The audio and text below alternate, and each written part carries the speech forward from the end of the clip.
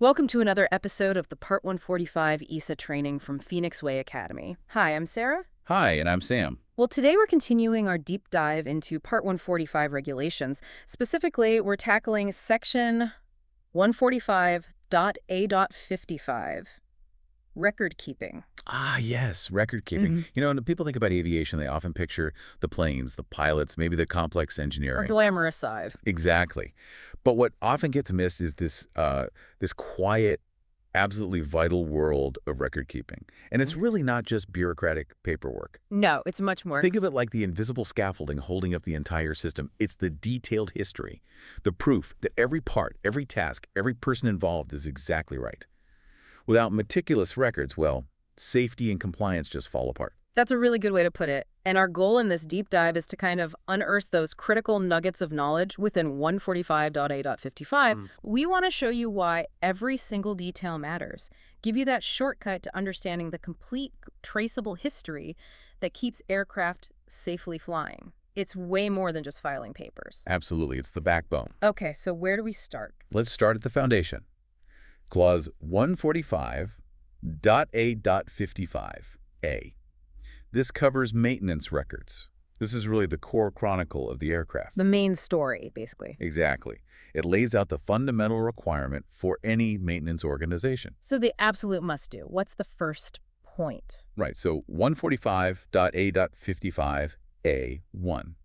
This says, and I'll read a bit here, the organization shall record the details of the maintenance work that is carried out within the scope of its approval. Okay, record the details. And crucially, as a minimum, the organization shall retain all the records that are necessary to prove that all the requirements have been met for the issue of the certificate of release to service, including, if any, subcontractors' release documents. So details means, well, everything. Pretty much. From swapping a simple component right up to major structural repairs. And the key part there, I think, is mentioning subcontractor documents. Ah, right. Why is that so critical? Because it ensures that complete, traceable chain of work leading to the certificate of release to service the CRS. Got it. Imagine, say, a big airliner needs a major engine overhaul. Often, that goes to a specialized subcontractor, right? Mm-hmm. Well, the main maintenance organization, the Part 145 org, they don't just record their part. They have to meticulously integrate everything from the subcontractor, their reports, test data, their release documents. So it all comes together in one place. Exactly. Yeah. It creates this single, unbroken line of accountability. Absolutely vital if any issues pop up down the road. Makes sense. You need the whole story. But then, who needs access to these records? What about the people actually operating the aircraft? Good question. That leads us straight into Clause 145.A.55A2. This one mandates that the organization, let me quote again, shall provide a copy of each certificate of release to service to the operator or customer, together with copies of the detailed maintenance records that are associated with the work carried out and that are necessary to demonstrate compliance with point M.A.305 of Annex I, Part M, or ML.A.305 of Annex VB, Part ML, as applicable. Okay, so M.A.305 or ML.A.305, those sound important. They are. They relate directly to the operator's responsibility for continuing airworthiness under Part M or Part ML. Yeah. The operators need these records. It's how they manage the aircraft's ongoing safety. So it's a handover of information. Precisely. Think about selling or leasing an aircraft. The buyer, or lessee, absolutely requires that complete maintenance history, all the CRSs, all the detailed records. Without them, how can they assess the aircraft's status? How can they meet their Part M or Part ML duties? The aircraft's value and legality would plummet, I imagine. Significantly compromised, yes. It's like trying to sell a house without any proof of ownership or building permits. Okay, so the records are created, they're shared. How long do they need to be kept by the maintenance organization? That's laid out in 145.A.55A3. It states, the organization shall retain a copy of all detailed maintenance records, including certificates of release to service, and of any associated maintenance data for 3 years, from the date when the aircraft or component to which the work relates was issued with a certificate of release to service. 3 years? That seems specific. It is 3 years from the date the CRS was issued. And notice the term associated maintenance data. Yeah, what does that really cover? It implies everything needed to understand the context of the work. Think troubleshooting information, compliance checks, the history of repairs or modifications. It's not just the sign-off, it's the how and why. Okay, but does associated maintenance data mean you have to keep like entire libraries of manuals for every job? That sounds like Yeah. a nightmare. Good point. And the guidance material clarifies that. AMC 1 to 145.A.55A3 deals with associated maintenance data. What does it say? It says this data refers to specific information such as data pertaining to embodiment of a repair or modification data. And here's the key part. This does not necessarily require the retention of all aircraft maintenance manual, component maintenance manual, IPC, etc., issued by the TC holder, the SDC holder, or the declarant of a declaration of design compliance. Oh, okay. But it adds, maintenance records should refer to the revision status of the data used. So it's not about keeping the whole manual, but referencing the specific piece of data you used and crucially which version it was. Exactly. Much more efficient. It avoids drowning in paper or digital storage, but keeps that vital traceability. Mm. You know precisely which instruction from which revision of the manual was followed for that specific task. Creates a solid audit trail. Okay, that's much clearer. Now, what happens if a maintenance organization unfortunately has to stop operating? Do those records just vanish? Absolutely not. The regulation anticipates this. Clause 145.A.55, A4, covers it. It says, if an organization terminates its operation, it shall transfer all the retained maintenance records that cover the last 3 years to the last customer or owner of the respective aircraft or component, or shall store them in the manner specified by the competent authority. So there's a clear handover process even then. A critical one. It prevents a huge gap appearing in an aircraft's history. Imagine an AMO closes down. They can't just shred everything. They have a legal duty to pass on those last 3 years of records for every aircraft and component they worked on. To the owner or the authority. Right. It safeguards the ongoing airworthiness of those assets, ensures continuity. So we've covered the specifics, but stepping back, what's the sort of broader purpose? Why this intense focus on maintenance records? Well, GM 1 to 145.A.55A, Yeah. one speaks directly to that. It says, properly kept records provide essential information. Essential for whom? For owners and CAMOs continuing airworthiness management organizations to establish the airworthiness status and control maintenance, both scheduled and unscheduled. And for maintenance personnel themselves, it's essential for troubleshooting. It helps eliminate reinspection and rework. Saves time and money and improves safety. Definitely. The prime objective, it says, is secure and easily retrievable records with comprehensive and legible contents. It also mentions tracing serialized components and significant parts installed during maintenance. Traceability again. Always. And it even gets into specifics like modular gas turbine engines. If you have those, you need to maintain time and records for each module separately. Okay, so it's incredibly detailed. It has to be. These records tell the aircraft's life story. They enable owners and CAMOs to manage safety effectively, and they help maintenance crews diagnose issues efficiently. Secure, retrievable, comprehensive, legible, those are the watchwords. Right, so to quickly summarize Section A then, maintenance records are really the fundamental story of an aircraft's health. They ensure traceability, they support troubleshooting, and they fulfill regulatory duties for its whole life. Kind of like its detailed medical chart. Couldn't have said it better myself. Okay, great. Let's shift gears now. What about records related to airworthiness reviews? That sounds equally critical for safety. It absolutely is. This falls under Clause 145.A.55B. Right. And it starts with point B1. This applies if an organization has a specific privilege, the one mentioned in 145.A.75. The privilege to issue airworthiness review certificates or ARCs? Exactly. If they have that privilege, they shall retain a copy of each airworthiness review certificate that it has issued, together with all the supporting documents, and shall make those records available upon request to the owner of the aircraft. So again, not just the certificate, but all the supporting documents. Yes. Everything that justifies issuing that ARC. All the checks, findings, resolutions. It ensures full transparency and traceability for the owner. Like the evidence behind the verdict. A good analogy. If questions arise later about the aircraft's compliance when that ARC was issued, these supporting documents are the proof. And the retention period, is it the same 3 years? It is. Clause 145.A.E.55B2 confirms it. The organization shall retain a copy of all the records referred to in point 1 for 3 years after the issue of the Airworthiness Review Certificate. Consistency helps. Definitely. And what about termination of operations here? Same rule. Same principle, yes. Clause 145.A.55B3 mirrors the maintenance record requirement. If the organization terminates, it must transfer the last 3 years of these airworthiness review records to the last owner or operator or store them as the authority specifies. Continuity is key across the board then. Absolutely. No gaps allowed in this critical safety information. So summarizing Section B, airworthiness review records are the formal proof of an aircraft's ongoing fitness to fly. Keeping them properly ensures accountability and provides that crucial historical timeline of compliance. Spot on. It's the regular declaration of health. Okay, next up is Section C of 145.A.55.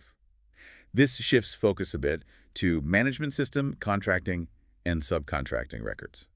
So this is more about the organization itself, its internal workings and external deals. Precisely. It's the operational backbone.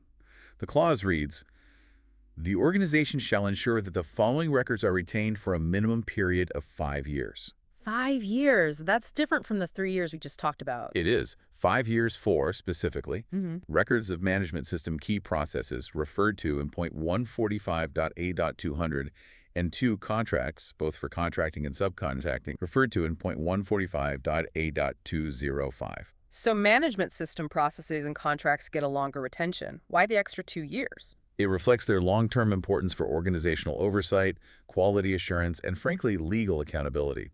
These records show how the organization runs itself, things like internal audits, safety meeting minutes, and how it manages its formal agreements with others. It's about proving long-term consistency and integrity. Exactly. An auditor might need to look back 4 or 5 years to check a contract or see how a safety process evolved. This 5-year period ensures that evidence is available. It links back directly to those other clauses we'll cover eventually, 145.A.200 on the management system and 145.A.205 on contracting. Okay, so summary for Section C.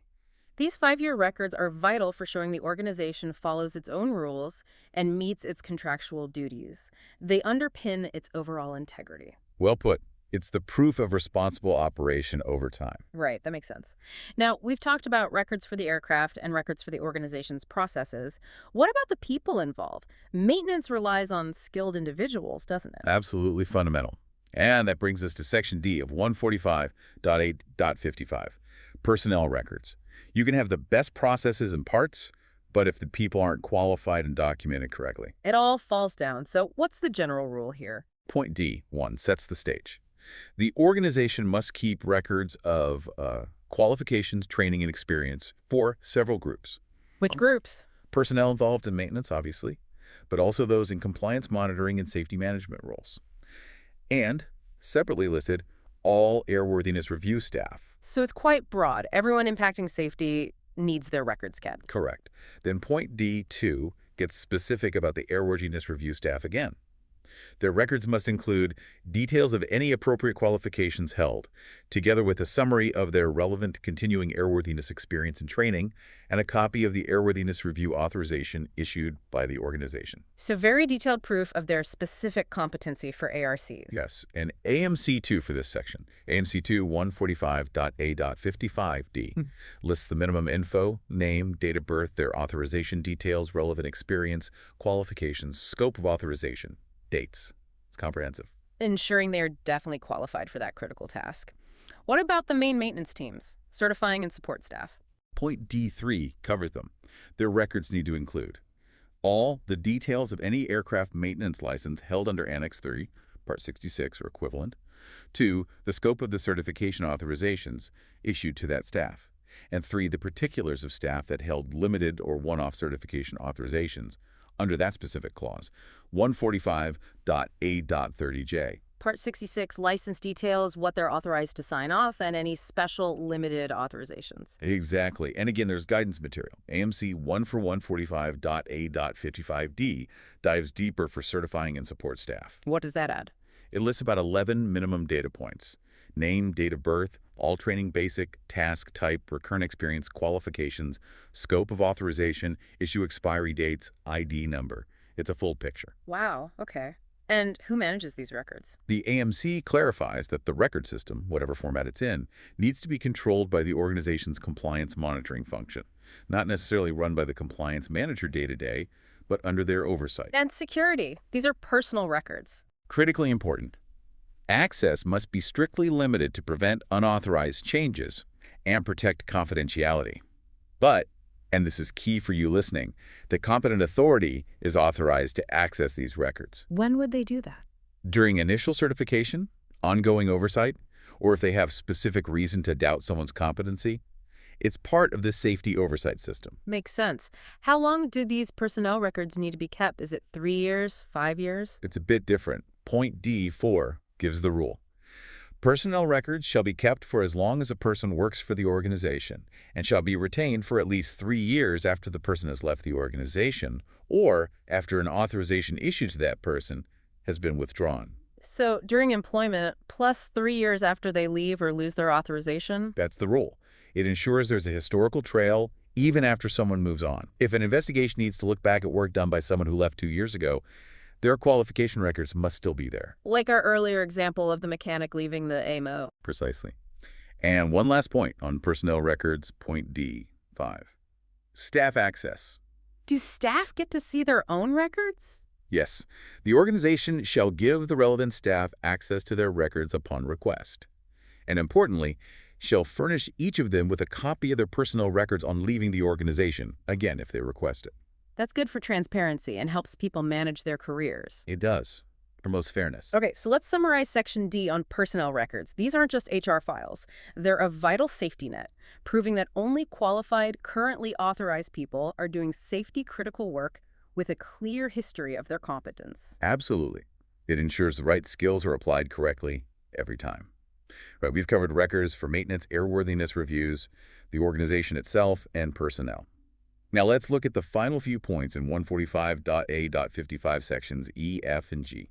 These are about the record-keeping system itself. Ah, the infrastructure holding all this information. System integrity, you called it earlier. See, exactly. Point E states, the organization shall establish a record-keeping system that allows adequate storage and reliable traceability of all its activities. Adequate storage and reliable traceability. What does that mean in practical terms? It means the system, whether paper or digital, must be capable of storing everything securely and allowing you to find any specific record quickly. And traceability means you can follow a component, a task, or a decision through its entire history within the system. Like following a thread through the entire life cycle. Precisely. A good digital system, for instance, lets you punch in a serial number and instantly see every piece of maintenance, every modification, who did it when, using what data. That's reliable traceability. And Section F? Point F is quite simple. The format of the record shall be specified in the organization's procedures. So standardization is key. Yes, it ensures consistency. Everyone knows what a record should look like, where to find information, whether it's on paper or a screen. Makes the system usable and efficient. And finally, Section G. This must be about security. It is. Point G. The records shall be stored in a manner that ensures that they are protected from damage, alteration, and theft. Damage, alteration, theft. That covers a lot. It does. Physical security for paper records, Fireproof storage. secure archives, maybe climate control. Digital security means robust servers, encryption, strict access controls, regular backups. These records are invaluable safety assets. They need Fort Knox-level protection. You mentioned backups, like off-site storage. Often, yes. Digital records on secure, redundant servers, daily backups stored perhaps off-site or in a separate secure location. Paper records and locked, controlled archives. It's about mitigating all kinds of risks. Okay, so summary for E, F, and G. These clauses ensure the system itself is robust, organized, secure, and fit for purpose. It safeguards the integrity of all that vital information. Exactly. It's the secure vault for the aircraft's history. Now, besides the main regulation, there's also some general guidance material, right? AMC and GM that apply across the board. Yes. AMC 1 and GM 1-145.A.55 provide general best practices for any record-keeping system under Part 145. What are the key takeaways there? Well, AMC 1 starts with accessibility and traceability again. Point A says the system should ensure records are accessible within a reasonable time and organized for traceability and retrievability throughout the required retention period. Reinforces what we've discussed. Quick access, easy to find for the whole time needed. Then point B talks format and legibility. It confirms records can be paper, electronic, microfilm, optical disc. Flexible formats are okay. What? But they must remain legible for the entire retention period. Yeah. That's non-negotiable. It also clarifies the retention clock starts ticking from creation or the last amendment date. Okay. And there was a GM point related to this. Yes, GM1 clarifies microfilming or optical storage can happen anytime, but again, the stored record must be as legible as the original and stay that way. Practical advice for archiving. Makes sense. What about robustness and backups in the AMC? AMC 1.C addresses that. Paper systems need robust materials. Computer systems need at least one backup system updated within 24 hours of any new entry. And again, safeguards to prevent unauthorized personnel from altering the data. 24-hour backup is quite strict. It minimizes potential data loss significantly. Then point D talks about backup storage. Where to keep the backups? Ideally, in a different location from the working data, and in an environment that keeps the backup media safe. It also flags the need to ensure data remains accessible even if hardware or software changes over time. Technology obsolescence is a real issue for long-term records. It is. And this point also provides that useful default. If no other retention period is specified anywhere else, the minimum is 3 years. Good catch-all rule. So these general principles in the AMC and GM really tie everything together. They ensure the integrity, the accessibility, and the longevity of all types of records, making them truly reliable assets for safety and compliance. It paints a picture of a very comprehensive, secure, and accessible system being the ultimate goal. That's exactly it. It's the silent, continuous assurance system working behind the scenes. So as we wrap up this deep dive into 145.A.55, it really hammers home the immense importance of record keeping. It's not glamorous, but it truly is a hidden hero of aviation safety. Yeah, that silent witness idea really sticks. It sees every repair, every check, every decision. And it provides the proof. The proof that aircraft are maintained correctly, are safe, and are airworthy. It's fundamental. Absolutely. And it really makes you think, doesn't it? As you, our listener, reflect on this, consider just how many layers of this, well, invisible information underpin every single safe flight. How just one small, accurate detail in a record somewhere could genuinely prevent a failure down the line. So maybe think about this. What stands out to you as the most crucial aspect of record keeping we've discussed today? A good question to ponder. And looking ahead, in our next session, we will cover 145.check.60, occurrence reporting, another critical piece of the safety puzzle. Indeed. In the meantime, you can follow us on social media. Just search for Phoenix Way Academy. Thanks for listening. Stay safe and stay informed.